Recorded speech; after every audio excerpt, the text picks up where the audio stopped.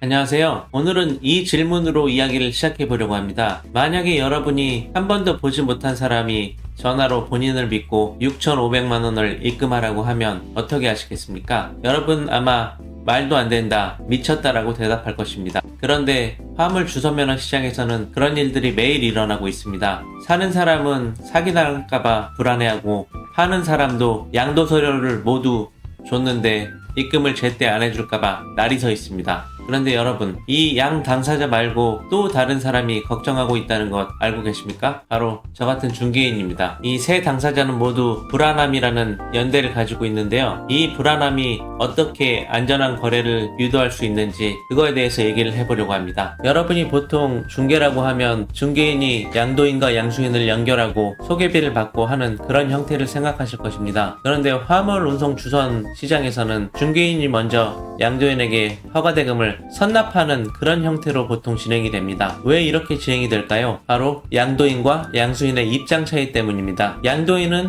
양도 서류를 주면 바로 돈을 받고 싶어 합니다. 그런데 양수인은 양수관청에 접수를 하면서 담당자에게 서류 이상이 있는지를 확인해보고 그 다음에 돈을 지급하고 싶어 하는데요. 양도인은 양수관청에 가서 접수를 하고 이렇게 하면서 허가대금을 받는 것을 원할까요? 원하지 않을까요? 상당히 번거롭게 느껴집니다. 그래서 직거래로 거래를 하다 보면 이런 경우 때문에 거래가 잘 안 되는 경우가 있는데요. 결국에는 중개인이 중간에 개입을 해서 이렇게 허가대금을 선납을 하고 하는 형태로 진행되는 경우가 굉장히 많습니다. 그렇게 되면 중개인은 어떤 입장에 처하게 되는 것일까요? 돈을 선납하기 때문에 허가증에 대해서 확실히 확인을 하게 됩니다. 허가증이 이상이 있는지 양도하는데 문제가 있는지를 철저히 확인할 수밖에 없는 시스템이 되는 것입니다.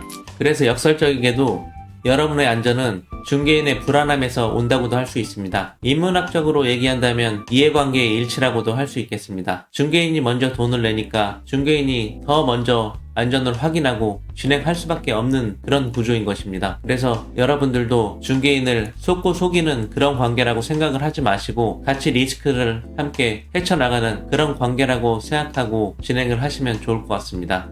물론 모든 중개인이 똑같은 거래 형태를 띄는 것은 아니기 때문에 그런 거는 또 확인을 해볼 필요가 있을 것 같긴 합니다. 자, 이제 저도 양도인에게 허가대금을 선납을 하였습니다. 그렇다면 저도 제 돈이 들어가 있기 때문에 같이 불안한 마음이 될 것입니다. 그렇다면 저는 이 불안함을 좀 줄이기 위해서는 어떻게 해야 될까요? 바로 허가증 이상 유무를 확인해 보는 것입니다. 확인하는 것은 간단합니다. 양도인의 허가증, 양도관청에 전화를 해서 확인을 해보면 됩니다. 어떤 것을 확인하냐? 첫 번째로 주기적 신고, 두 번째로 행정처분, 세 번째로 재발급 유무만 확인하면 됩니다. 세 번째 재발급 유무를 확인하는 이유는 물론 허가증을 팔려고 보니까 분실되는 경우가 거의 대부분이어서 재발급을 했다 해도 크게 문제가 되는 경우는 없습니다. 그런데 제가 17년간 거래를 해오면서 그런 일이 두어 번 있었습니다. 허가증을 팔고 하루 이틀 있다 분실 재발급을 받아서 그 허가증으로 다시 또 양도를 한 경우가 있었습니다. 그런 경우를 위해서 한 번은 확인해보고 분실되어서 재발급을 받았는지 어떤지 그 이유에 대해서 조금 확인해 보는 것은 좀 필요할 것 같습니다. 저는 17년간 똑같은 일을 하면서도 불안한 마음과 긴장을 항상 늦추지 않고 일을 하고 있습니다. 그런데 여러분들 처음 이렇게 주선면허를 사시려고 알아보시는데 불안한 마음이 없을 수가 없습니다. 그래서 가끔 저한테 상담을 하실 때 너무 못 믿어서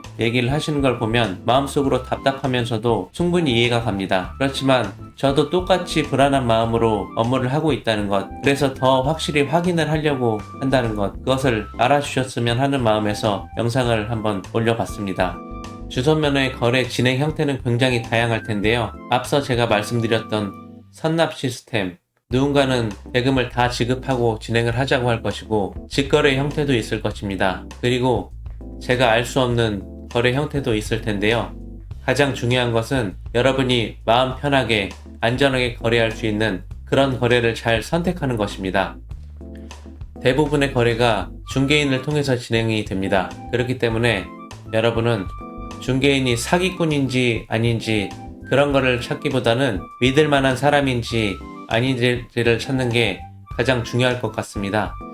제가 이 업계에서 17년 동안 일해본 결과 나쁜 사람보다는 좋은 사람이 더 많습니다. 그렇기 때문에 일을 잘할 사람인지 아닌지 그런 거를 판단하셔서 진행하시는 것이 도움이 많이 될 것 같습니다.